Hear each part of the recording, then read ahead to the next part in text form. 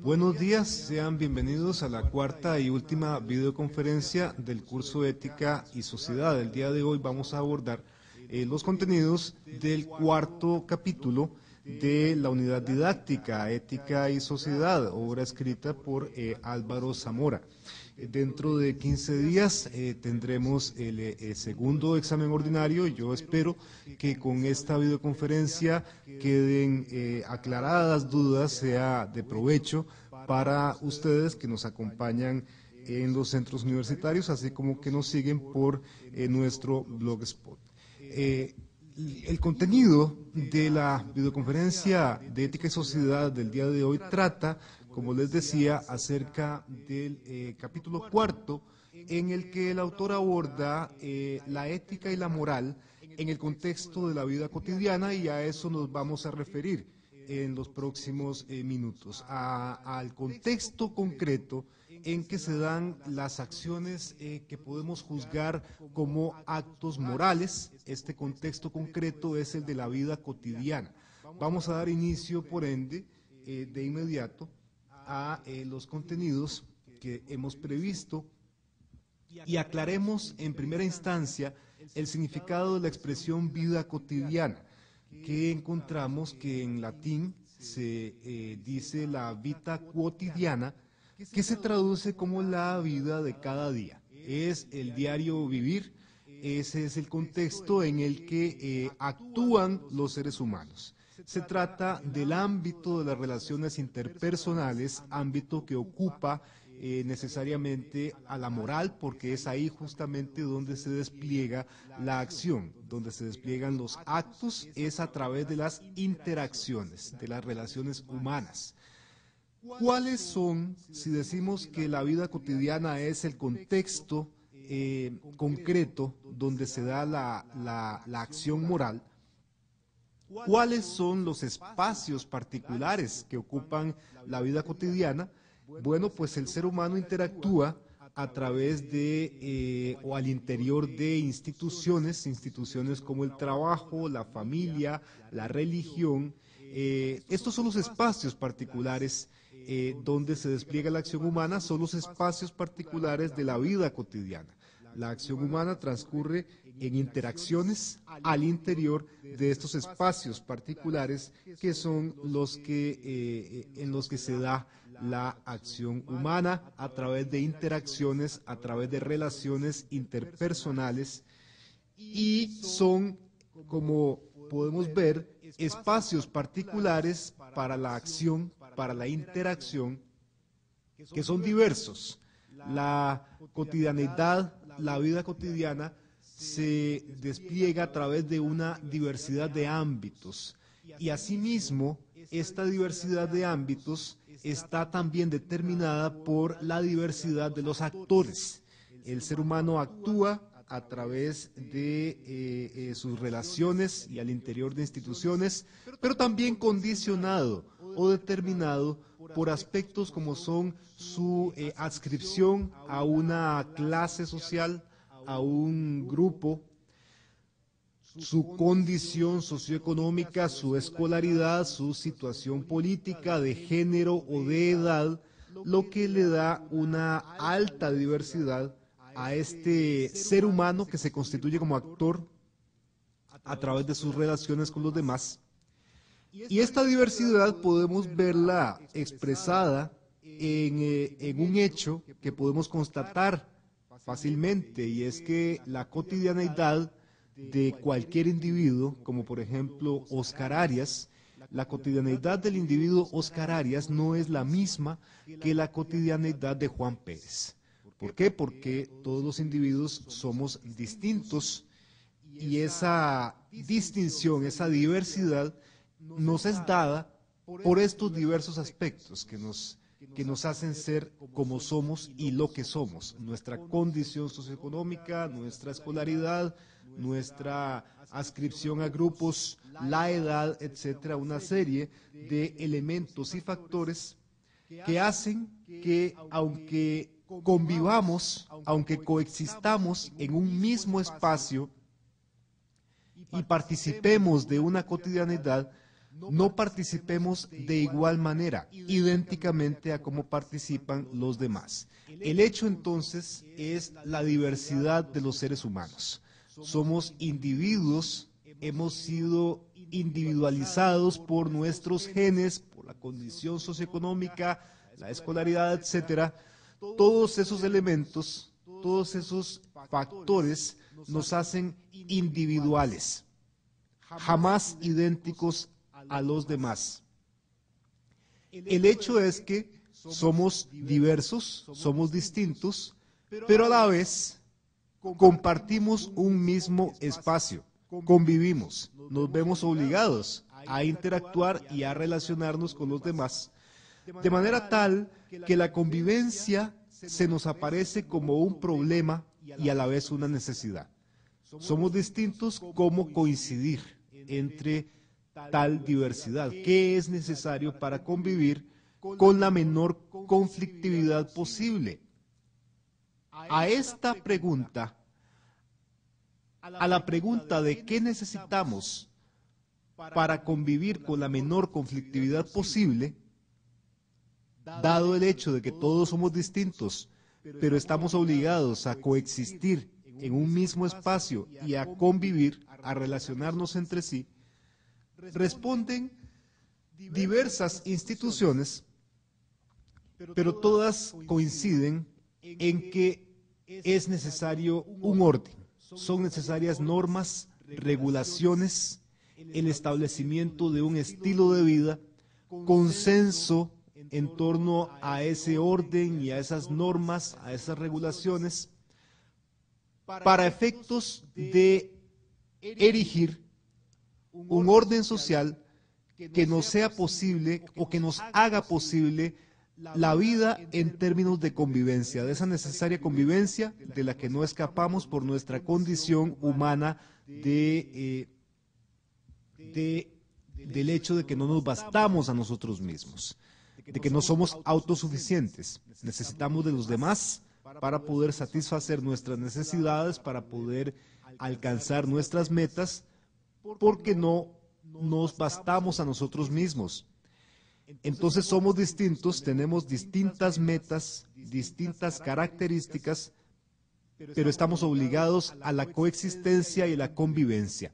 Y para que esta coexistencia y convivencia se despliegue con la menor conflictividad posible, decíamos, requerimos de un orden, de un conjunto de normas, leyes, regulaciones que nos permitan relacionarnos con algún grado de consenso. Entonces, a la necesidad de un orden social, decíamos, y al establecimiento y desarrollo de ese orden social, responden dos instituciones básicas elementales. Hay dos formas de procurar ese orden y regulación en las relaciones sociales cotidianas. Y estas formas son la coacción y la persuasión. Dos formas a través de las cuales las sociedades se garantizan ese orden necesario para la convivencia, para que nuestra convivencia no sea un permanente o constante conflicto. La necesidad de un orden puede ser establecido políticamente a través de la coacción, a través de la fuerza externa, mediante la represión social y mediante agentes represivos como son los tribunales, la policía, las leyes y los reglamentos escritos, patentes, que pesan mediante la amenaza de una sanción, un castigo. Si no obedecemos ese orden coactivo, entonces seremos castigados por estos agentes del orden político. El orden es establecido, entonces, decimos políticamente, a través de la coacción, mediante la fuerza externa. Esta es una respuesta a cómo logramos ese orden necesario para la convivencia. Otra respuesta es la respuesta moral, y es que es necesario un orden, pero ese orden podemos establecerlo mediante la persuasión moral, a través de la conciencia del deber. a través de la concientización de que es necesario colaborar unos con otros, cooperar en una empresa común que es justamente la empresa de la convivencia, la necesidad de convivir para poder plasmar, para poder lograr objetivos, para poder satisfacer necesidades. Entonces, esa es la conciencia del deber. Y si es posible persuadir a las personas para colaborar, para concientizarse de ese deber, entonces no es necesaria la coacción política.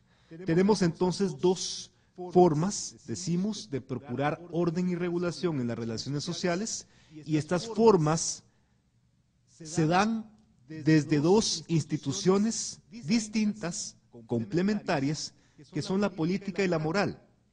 La coacción política apuesta por la fuerza externa. La persuasión moral apuesta por la conciencia. Y es así como vemos que mientras más desigual, injusta y corrupta sea una sociedad, tanto más sus clases dominantes necesitarán usar la fuerza. Es decir, tanto más débil será la persuasión moral.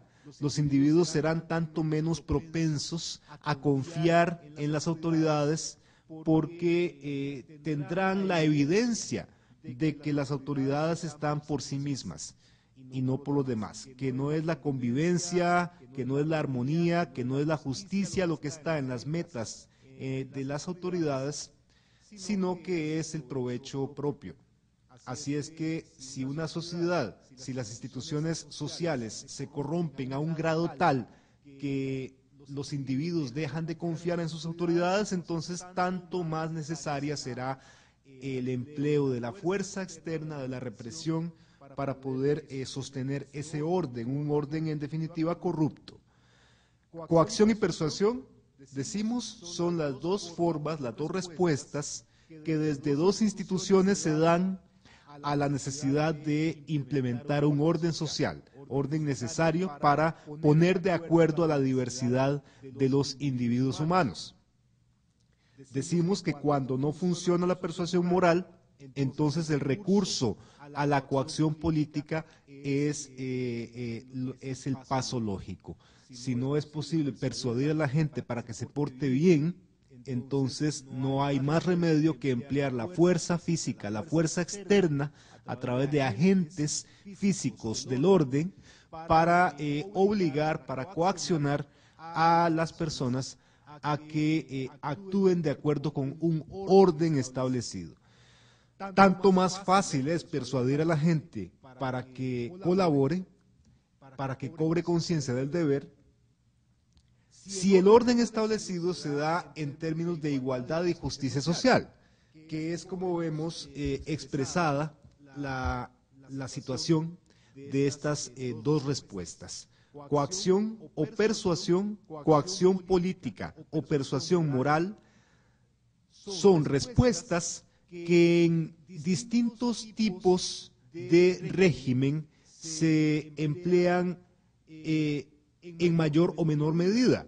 Examinemos, por ejemplo, el caso de la tiranía. En la tiranía lo que encontramos es una lucha de clases. Encontramos una situación política en la que las cúpulas políticas, las clases dominantes, los grupos de poder, reprimen a la población para conservar el poder. Y las instituciones políticas tales como el ejército, la policía, los tribunales, funcionan para beneficio de las cúpulas dominantes. Es una situación de lucha de clases donde las clases dominantes buscan privilegios a través de sus puestos políticos, donde hay una politización de las instituciones, donde la prensa, la educación formal, la religión y la moral se usan para manipular a la sociedad, a los ciudadanos, donde en definitiva una cúpula política tiránica domina a la sociedad en beneficio propio. La situación es aquí del dominio del poder. El poder es lo que se impone en una tiranía y se impone arbitrariamente. Luego, para poder conservar el orden social establecido, son necesarias la intervención de fuerzas represivas. Se trata de una situación política donde la coacción es el medio fundamental para la conservación del orden social, un orden bastante tiránico, por lo demás, bastante despótico.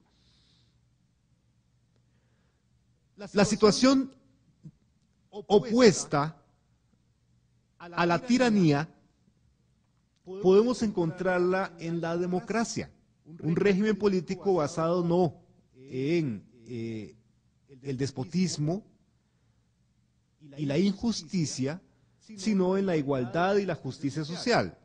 Características que podríamos observar en un régimen democrático son las siguientes. Vamos a hallar en una democracia a una ciudadanía educada, una ciudadanía que participa activamente en los procesos políticos. Vamos a encontrar que el diálogo y el consenso son prácticas corrientes en un régimen democrático. Y finalmente vamos a hallar que las instituciones se adecúan a la finalidad que les es propia, que consiste en hacer posible la convivencia. Vemos entonces que en una democracia lo que encontramos es un dominio del deber, no un dominio del poder, no el orden social establecido a base de la coacción, que es lo que encontramos en una tiranía, sino que en una democracia vamos a hallar que la persuasión en torno a la necesidad de colaborar y alcanzar consensos a través de diálogos es lo que domina como conciencia del deber. El deber ciudadano es así idéntico al deber moral, que es lo que podríamos hallar en un régimen democrático, una forma de orden social basado en el deber y ya no en el poder, una forma de régimen social basado en la conciencia del deber y en la persuasión y no en la coacción política o material. Entonces, decimos que a esa necesidad de establecer un orden social hay dos respuestas posibles. Quienes no sean capaces de ser persuadidos deberán ser entonces obligados, deberán ser reprimidos. Es la diferencia, en definitiva, que encontramos entre política y moral. Son las dos respuestas que históricamente se han dado las sociedades para el establecimiento y el despliegue de un necesario orden social que a través de normas, regulaciones y leyes haga posible la convivencia, en el sentido al menos de que la coexistencia no sea una guerra de todos contra todos. Vamos a hablar acerca de la valoración o calificación moral. De esto ya hemos adelantado algo en videoconferencias anteriores. Y decimos que el ser humano es moral porque, como hemos visto ya antes, es un sujeto autónomo dotado de conciencia, voluntad y libertad. Pero también hemos indicado antes que no todos los actos humanos son morales, que es posible hacer una diferencia entre actos que son morales, actos que son inmorales y actos que son amorales. Y esta valoración podemos hacerla sobre la base de la manera en que se dan o no estas condiciones del acto moralmente calificable, condiciones que son la conciencia, la voluntad y la libertad. Si estas condiciones convergen en los actos, si convergen positivamente en los actos, entonces decimos que esas acciones son acciones morales, como hemos indicado ya previamente en videoconferencias anteriores. Podemos valorar o calificar actos como actos morales si en esos actos se dan las condiciones de conciencia, voluntad y libertad en relación con acciones tales como ser solidario, ser tolerante, colaborar con los demás. Estas acciones manifiestan valores morales. y por ende pueden ser calificadas como acciones morales. La tolerancia, la solidaridad, la colaboración, en el sentido de que representan o concretan valores morales, y en el sentido de que son cometidos con conciencia, con voluntad y con libertad, entonces podemos decir, podemos valorar esas acciones como acciones morales. Mientras que acciones inmorales como la intolerancia, el egoísmo, la despreocupación, podemos valorarlas o calificarlas como inmorales en la medida en que si en su comisión interviene la conciencia, la voluntad y la libertad, entonces sus actores pueden ser responsabilizados con plenitud. Sus actores son inmorales porque a sabiendas, con el deseo y con la capacidad, han sido egoístas, intolerantes, indiferentes.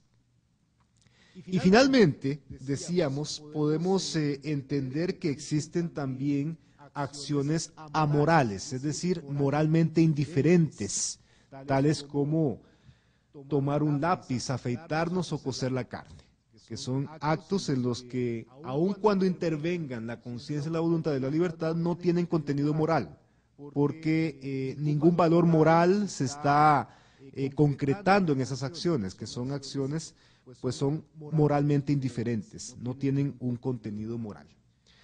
Esto por lo que respecta a la valoración o calificación moral de los actos. ¿Cómo podemos valorar o calificar determinadas acciones moralmente si concretan o no valores morales? Que en esto interviene también un elemento que vamos a examinar a continuación, y es el de la relatividad histórica y cultural de la moral. Tiene relación con lo que venimos indicando acerca de la diferencia entre los individuos humanos. El hecho de que genéticamente, sociohistóricamente, todos los individuos son diversos, son diferentes. El hecho de que, a pesar de esa diferencia, se vean obligados a coexistir en un mismo espacio geográfico y a convivir en un espacio cultural por encima de esas diferencias. Es ese espacio concreto, digámoslo así, el espacio de la cotidianeidad, lo que se refleja en la relatividad de la moral.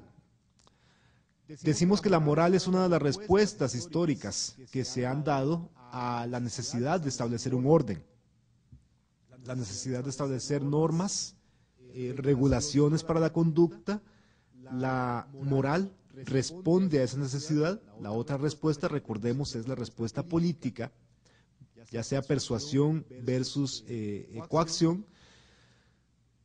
Y tanto la moral como la política se ven afectadas por la relatividad histórica y cultural. El hecho de que distintas culturas, distintos pueblos y sociedades a lo largo de la historia hayan llevado a cabo su proyecto de vida, su proyecto social, cultural, en condiciones muy distintas, muy diversas.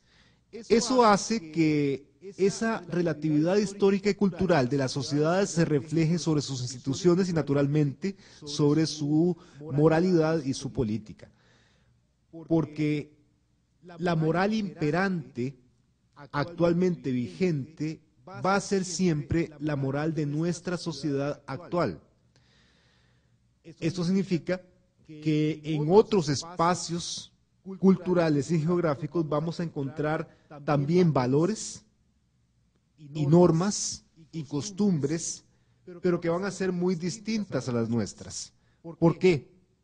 Porque las condiciones de esos espacios socioculturales son muy diversos a los nuestros. Decimos de la moral, de la respuesta moral a la pregunta ¿cómo hacer posible la convivencia? Decimos que es una norma de conducta que favorece y posibilita la convivencia, que ordena, regula y hace posible la vida humana.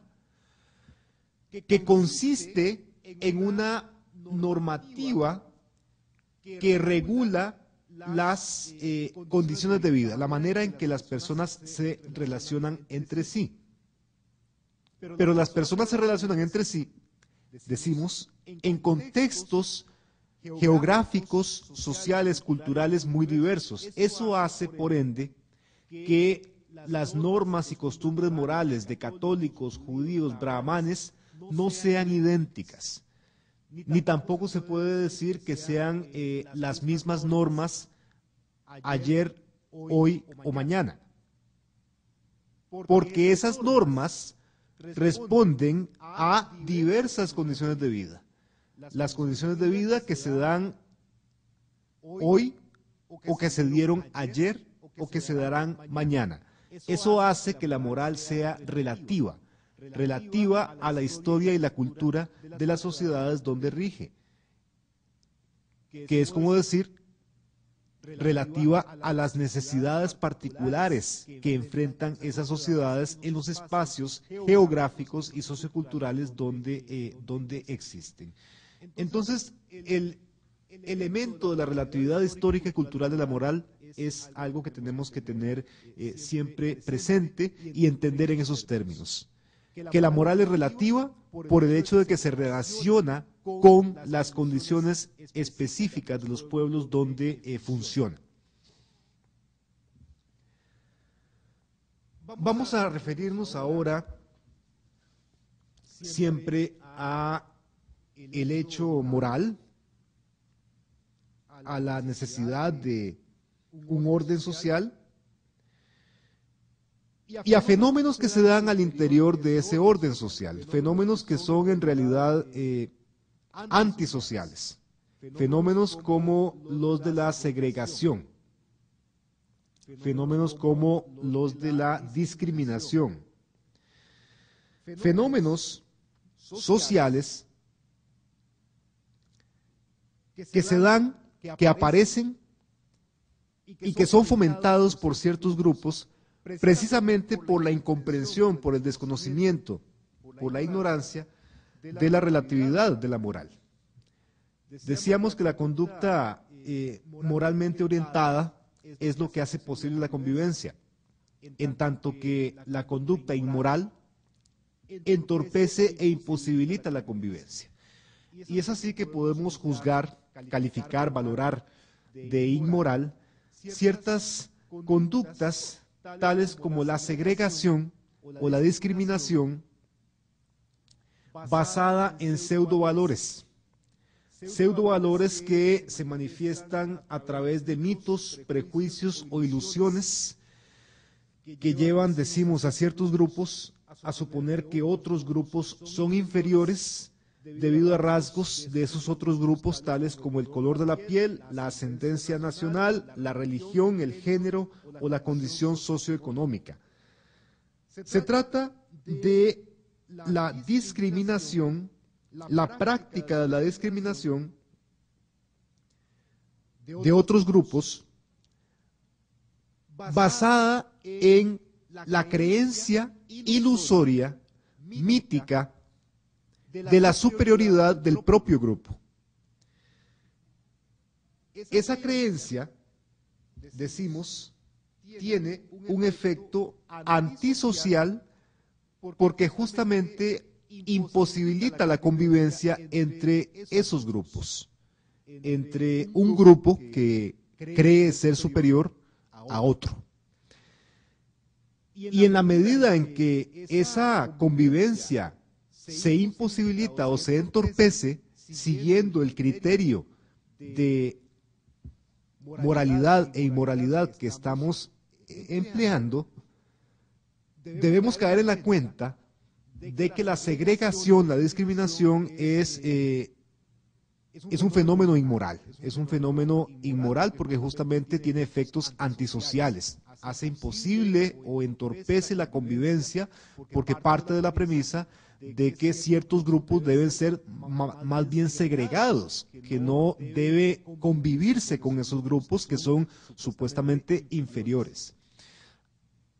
El hecho es que hay en la segregación o la discriminación basada en estos pseudovalores, mitos, prejuicios, un mecanismo ideológico de deshumanización o subhumanización.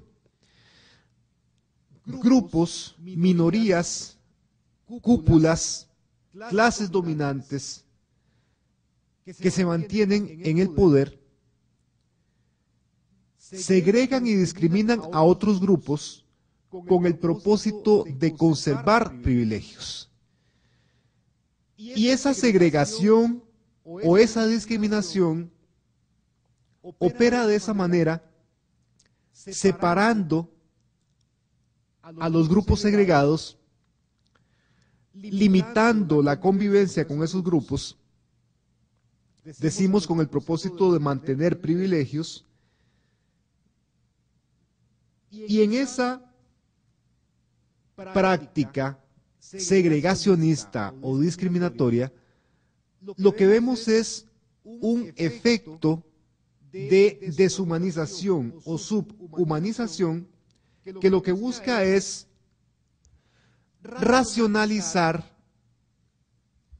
los propios privilegios, racionalizar la propia posición privilegiada.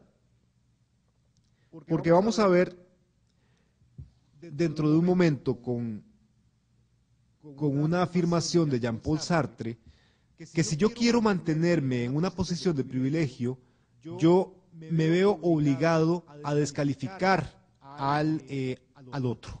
Me veo obligado a suponer, a asumir mi propia superioridad. Pero esa obligación es ilusoria. Lo que estoy tratando de hacer es justificar una posición de poder en la que estoy situado por alguna razón que puede ser completamente fortuita. Pero para mantener ese privilegio, entonces me veo obligado a afirmar mi superioridad. Y tengo que encontrar razones en algún lugar, tengo que argumentar de alguna manera esa superioridad. Y es así como es posible argumentar la superioridad basado en elementos como el color de la piel, o el género, o la condición socioeconómica. Y son los mitos racistas o machistas o económicos los que me dan los argumentos para justificar mi posición de privilegio en un orden social históricamente establecido. Pero es estos mitos, esos argumentos no cuestionados, asumidos, son elementos que en definitiva tienen connotaciones o repercusiones, consecuencias antisociales, y que si se mantienen es con el propósito de sostener un orden social injusto y en definitiva inmoral. Un orden que solo puede ser sostenido a base de la fuerza, en definitiva, la coacción. Pero no estamos construyendo un orden democrático ni moral si partimos de este mecanismo de racionalizar acciones inmorales como la discriminación. Se trata de acciones que tienen efectos antisociales porque, insistamos, entorpecen e imposibilitan la convivencia entre seres humanos, entre distintos grupos humanos.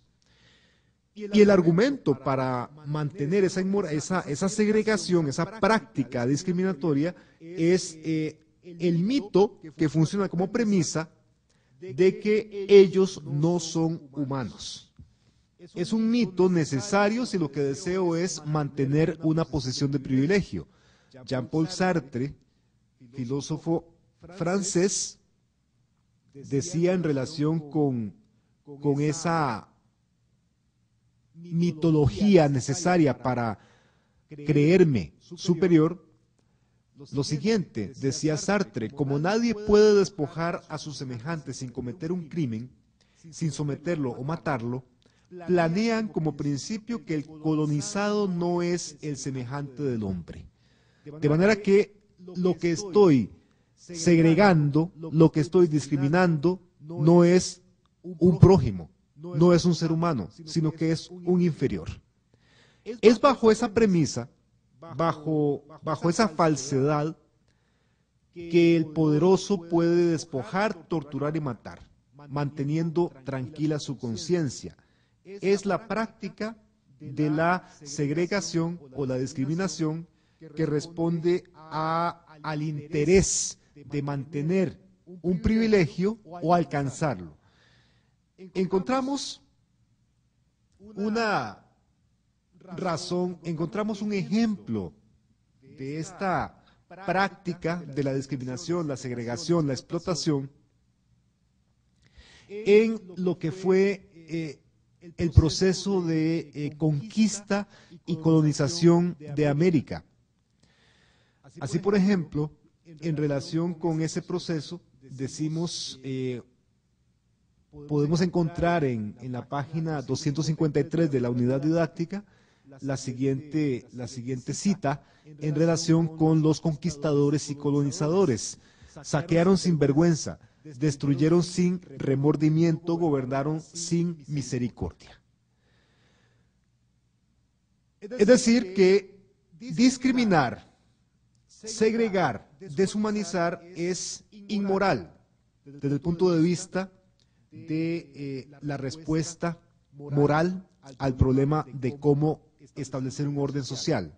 La respuesta moral es a través de la persuasión, a través de la conciencia del deber.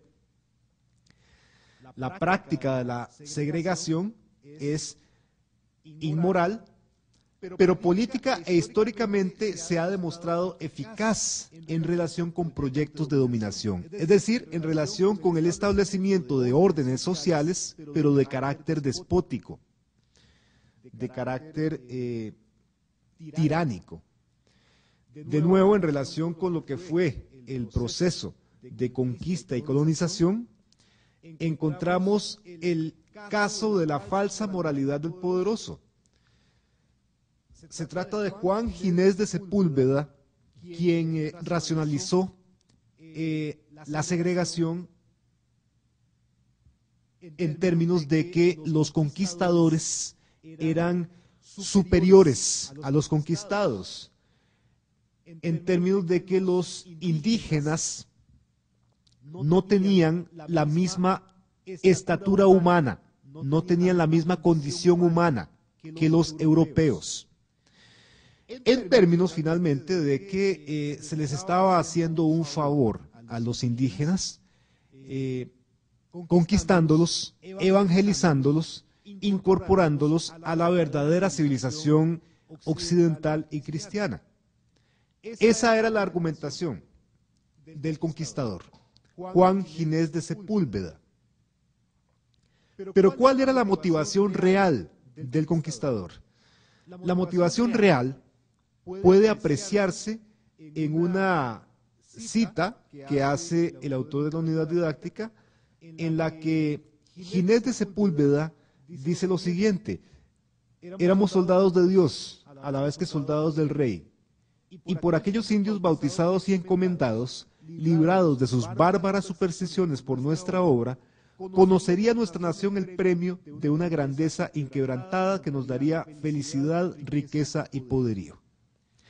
En otras palabras, el conquistador admite, acaso inconscientemente, que esa práctica de conquista, de expoliación, de explotación que realiza a través de la conquista, no responde a los intereses de los conquistados, sino que responde eminentemente al interés del rey y al interés de la propia felicidad, riqueza y poderío. Y que por ende los conquistados están siendo infravalorados, están siendo deshumanizados, están siendo tratados como medios y no como fines, que es lo que, recordemos, indicaba el imperativo categórico.